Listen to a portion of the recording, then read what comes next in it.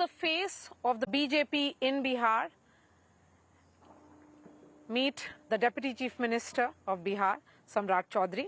Samrat Chaudhary, I'm speaking to you on an important day. Today is the day when the Mahagathbandhan has released its manifesto.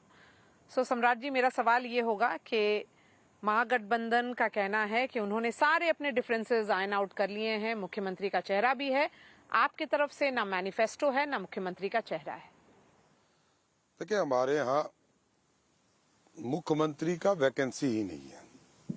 Nitish Kumar ji मुख्यमंत्री हैं, आज भी हैं और आगे भी रहेंगे। पहला तो क्लियर है, आगे भी रहेंगे, आगे भी रहेंगे जी। इसका मतलब क्या होगा कि अगर चुनाव में 14 तारीख को अगर आपके फेवर में रिजल्ट आता है तो?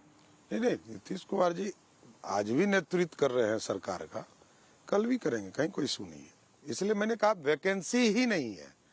तब वैकेंसी होता तब तो कोई उम्मीदवार होते। हमारे यहाँ एकदम स्पष्ट है, पूरा एनडीए इंटैक्ट है। भारतीय जनता पार्टी, चिराग पासवान जी, उपेंद्र कुशवाहा जी, जीतन मांझी जी, सबके साथ मिलकर बिहार में एनडीए की सरकार और एनडीए सरकार में मुखिया के तौर पर नीतीश कुमार। नेतृत्व करना चुनाव का एक होता है, सरकार का नेतृत्व और चुनाव का नेतृत्व। तो मैंने कहा, मैंने उसको थोड़ा और क्लियर किया कि सीएम का वैकेंसी ही नहीं है, तो नीतीश कुमार मुख्यमंत्री। दूसरा मैनिफेस्टो सब तैयार हो रही है, 1-2 दिनों के अंदर पार्टी का कोई बड़ा चेहरा उसको लॉन्च करेंगे, इसमें कहीं दो मत। तेजस्वी यादव के मैनिफेस्टो में वही सब है जो अनाउंसमेंट्स वो करते आए हैं, जो उन्होंने बोला है कुछ दिनों में, और उनका कहना है कि पूरा रोड मैप वर्कड आउट है, और सवाल आपसे वो पूछ रहे हैं। नहीं, मेरा ये मानना है कि बिहार पीछे क्यों गया, बिहार बर्बाद क्यों हुआ। श्री बाबू जब तक बिहार के मुख्यमंत्री रहे, बिहार का जीडीपी रेट, बिहार की इकोनॉमी, बिहार का इंडस्ट्री बूम कर रहा था। कांग्रेस पार्टी 40 वर्षों तक बिहार को धीरे धीरे नीचे करते गई। उसके बाद लालू जी के समय पूरी तरह यह सिस्टम फेल कर गया, इंडस्ट्री भी खत्म हो गई, इकोनॉमी भी खत्म हो गया राज्य का। और ऐसा नहीं है कि बिहार में इंडस्ट्री नहीं था। जहां तक आप याद कीजिएगा कि 2000 के पहले जब बिहार नहीं बटा था तो टाटा भी यहीं था, बोकारो भी यहीं था, माइंस भी यहीं थे, लेकिन नेतृत्व नहीं था। नेतृत्व इसलिए मैंने कहा कि लालू जी एक बड़े नेता रहे, लेकिन डेवलपमेंट ओरिएंटेड नहीं थे। बजट का 23% खर्चा भी नहीं होता था उस जमाने में। आज 99.36% राशि बिहार में खर्चा होता है। तो बिहार का विकास तो तभी संभव होगा ना जब गवर्नमेंट स्पॉन्सर्ड स्कीम गरीबों के भलाई के लिए काम होंगे। तो नीतीश कुमार जी का यूएसपी यही है, लालू जी का यूएसपी है कि वो कभी काम नहीं किए, और नीतीश जी का यूएसपी है कि इन्होंने डेवलपमेंट ओरिएंटेड काम किया, बेसिक नीड पहुंचाया और जनता तक डिलीवरी करने का काम। लेकिन सम्राट जी, वो नीतीश कुमार और लालू यादव जी का वक्त डिफरेंट था। 20 साल से नीतीश कुमार मुख्यमंत्री हैं। बिहार का डेवलपमेंट दूसरे स्टेट्स के कंपैरिजन में होना चाहिए। रेफरेंस पॉइंट बिहार तो नहीं हो सकता। बिहार का डेवलपमेंट यूपी के पॉइंट ऑफ व्यू से बताइए, या फिर नेबरिंग स्टेट्स के पॉइंट ऑफ व्यू से बताइए। मैं बता रहा हूँ, इसलिए बता रहा हूँ कि बिहार को इन लोगों ने ब्लॉक किया। यदि 55 साल कोई राज्य यदि ब्लॉक कर जाए तो अचानक बूम कैसे कर सकता है। बेसिक नीड्स नहीं पूरे हो पा रहे थे, ऊपर से खर्चा नहीं हो पा रहा था राज्य में। तो बिहार में जैसे अटल जी ने बिहार को पैकेज दिया, राबड़ी देवी जी बिहार के मुख्यमंत्री थे, वो खर्चा करने भी जब नीतीश जी स्वयं मुख्यमंत्री बनकर आए तो उस पैकेज को भी खर्चा करने का काम नीतीश कुमार की सरकार ने। और बिहार में 2020 तक सिर्फ बेसिक नीड पर काम होता रहा। 2020 के बाद इंडस्ट्री पर भी काम हुआ।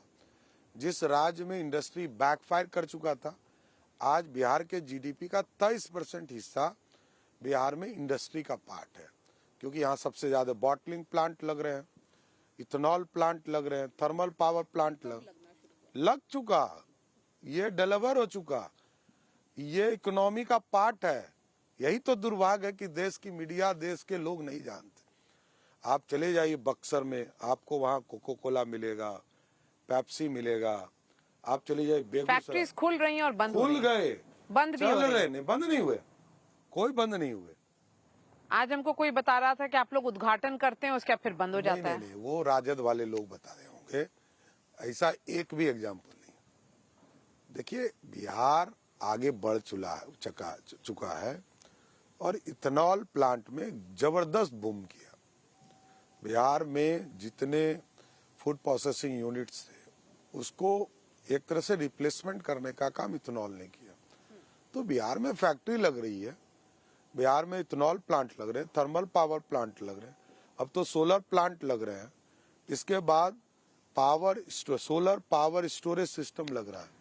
तेजस्वी यादव ने जो महागठबंधन का मैनिफेस्टो है उसके बारे में कहा है कि ये तेजस्वी का प्रण पत्र है और उन्होंने युवा को मोटिवेट करने की कोशिश की है। और जो उन्होंने अनाउंस किया है नौकरी, उसका भी उनका कहना है कि पूरा क्लैरिटी है कि कैसे वर्कआउट होगा। बताई तो देखिए, आपको मैं बता रहा हूं, 2,70,00,000 परिवार है बिहार में। आज के तारीख में लालू जी के अपने शासन काल में 15 साल में 94,000 लोगों को सरकारी नौकरी मिली। नीतीश जी के 20 साल के शासन काल में 18.5 लाख लोगों को सरकारी नौकरी। आज मोटा मोटी 22 लाख लोग सरकारी नौकरी में। इसका मतलब 2.5 करोड़ लोगों को सरकारी नौकरी देना है। तो 2.5, लेकिन 1 करोड़ तो आपने भी अनाउंस कर दिया। हमने कहा रोजगार प्लस सरकारी नौकरी। आज भी मैं बता रहा हूं कि 2.5 करोड़ लोगों को नौकरी देने के लिए कम से कम यदि वेतनमान आप देंगे तो कम से कम 12 लाख करोड़ रुपया सिर्फ एक स्कीम में लागू होगा। तो मेरा ये मानना है कि फाइनेंशियल स्थिति को भी समझना। एक ठीक है, अपनी अपनी पार्टी का एजेंडा है, घोषणा करते हैं। लालू जी घोषणा करने में माहिर रहे हैं, सब घोषणा करते रहे, कहे कि एक है हीरोइन के गाल के तरह बिहार की सड़कें बना दूंगा, एक भी सड़क नहीं बना। ऊपर से कभी किसी इलाके में सड़क के लिए लालू जी नहीं जाने गए। तो घोषणा करने के लिए वो परिवार जाना जाता है, उसमें कोई दिक्कत नहीं है, जनता समझती है।